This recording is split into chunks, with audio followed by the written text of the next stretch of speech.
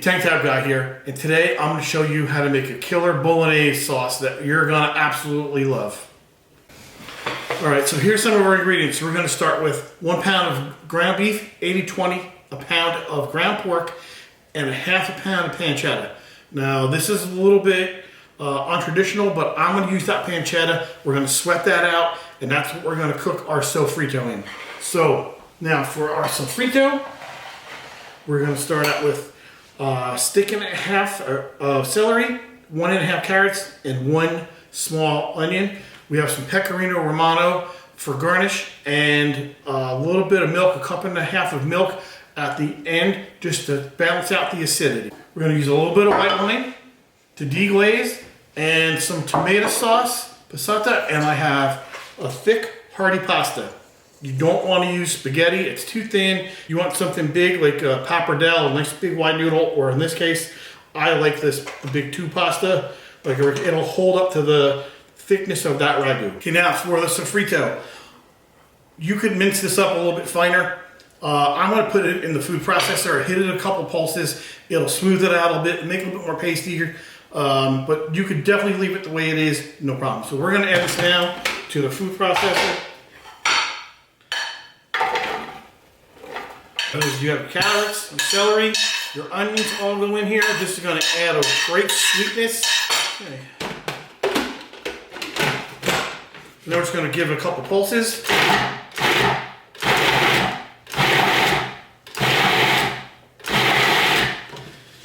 Alright.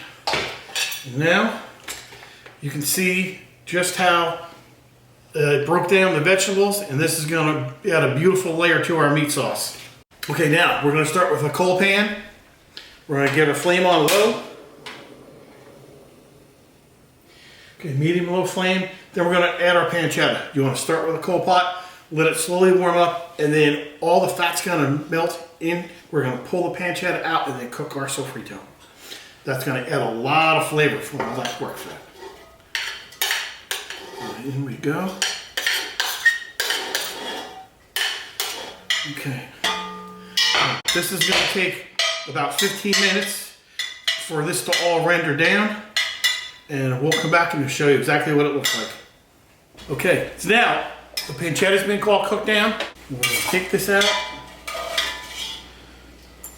Now, put this to the side. We're going to get our flame on.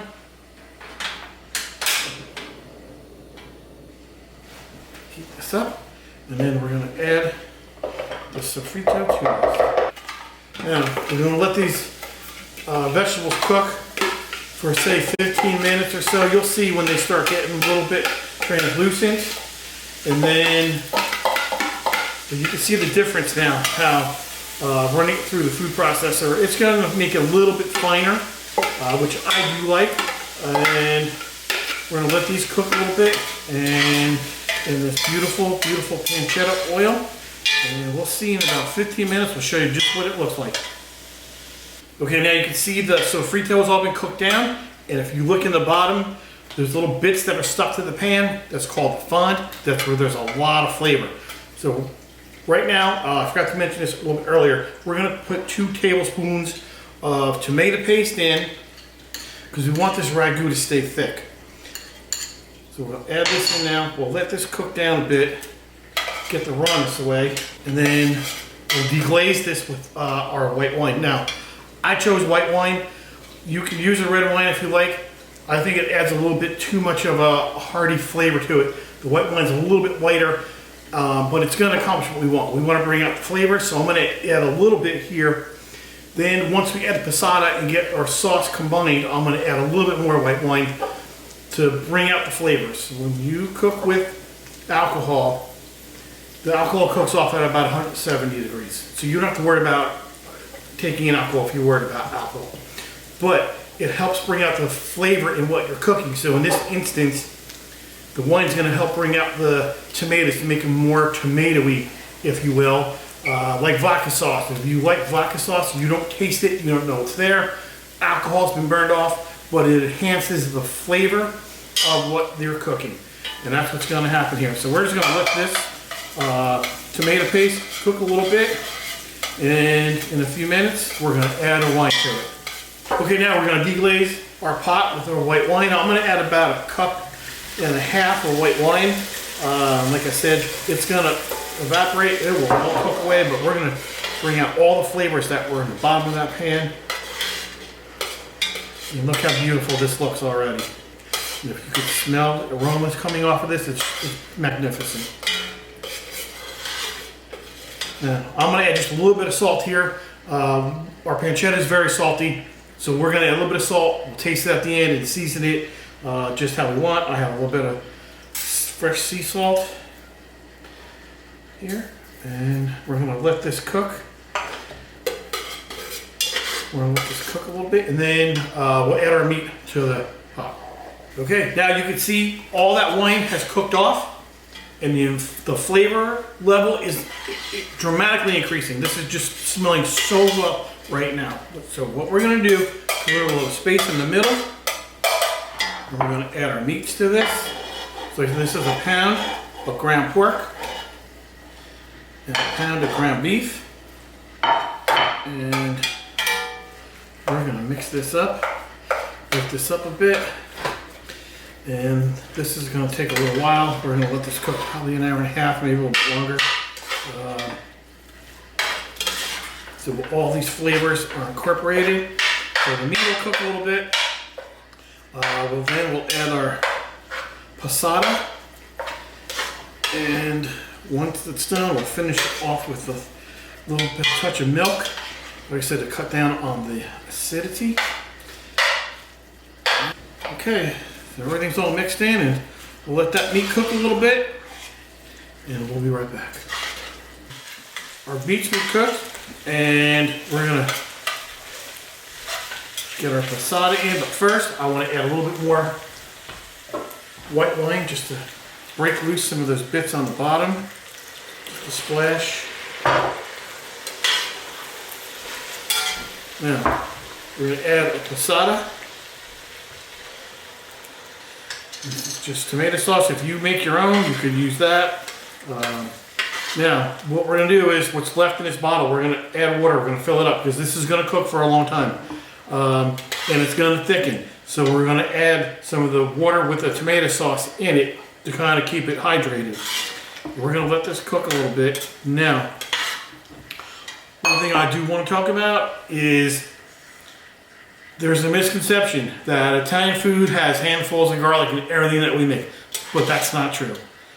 This dish does not even call for garlic, but what I did was I took 2 big garlic cloves, I just smacked them with the back of the knife. We're going to add this in, and it's going to bring out some great aromas.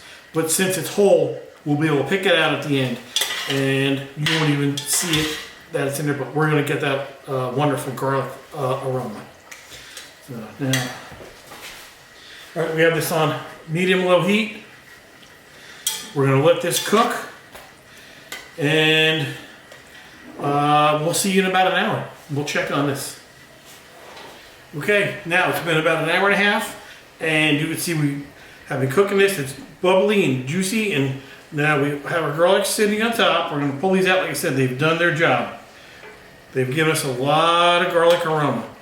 So one more piece. We're going to take this one and this one. Okay. Now, what we're going to do is add some of our passata water to this. Bring up our moisture level just a little bit, and we're going to let this cook for another 15 or 20 minutes. Top off, let it thicken a little bit, and we'll come back and check on that again. So now, this has been cooking down and reducing a bit. Our pasta water is on the stove. We're going to add the pancetta back in right now, and mix this in and let this cook for about another 20 minutes. And we're going to taste it. We still have our cream to add in, or our whole milk to add into this. But we're going to let that pancetta soften a little bit more. We're going to reduce this down a little bit more. Our pasta water is going to be ready. And then we're going to come back and final assemble this whole deal. All right, we're almost at the end. We're going to add the milk. Let this all cook together. Our pasta is almost done. Give us another couple of minutes, and we're going to come back and we're going to assemble all this, and we're going to enjoy a great meal.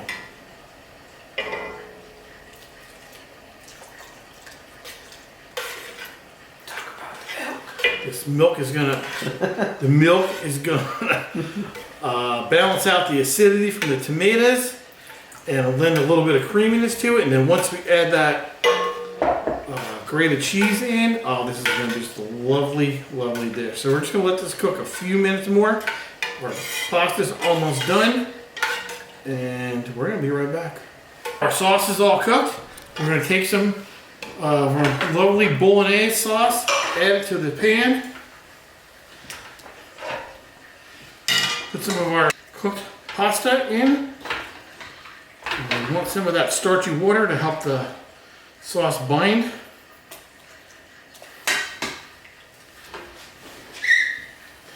Now just mix this around a little bit. Give this a little bit of time to just come together. And I'm going to put a little bit of shredded basil in here. I think tomato and basil go well together. It's probably one of the best marriages in the entire kitchen. And then we're going to get freshly grated cheese on top, and this will be ready to go. The fragrance of the basil mixed with the tomatoes. And our pecorino cheese is gonna be incredible. The Bolognese sauce, you could take that the way it was made and make Bolognese lasagna with it. If you just took a little bit of, made some bechamel sauce and layered the noodles, the ragu with bechamel sauce and kept going that way, it would make a great lasagna. But right now, like I said, we're going to use a nice hearty pasta, and we're going to put some fresh grated cheese on top and a little slice of bread.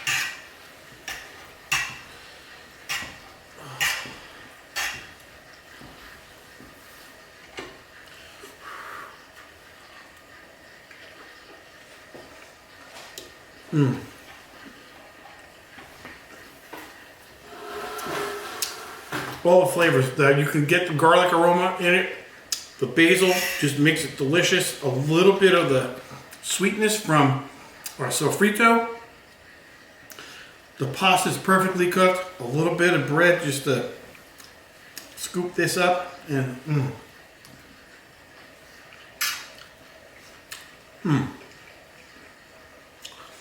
absolutely fantastic.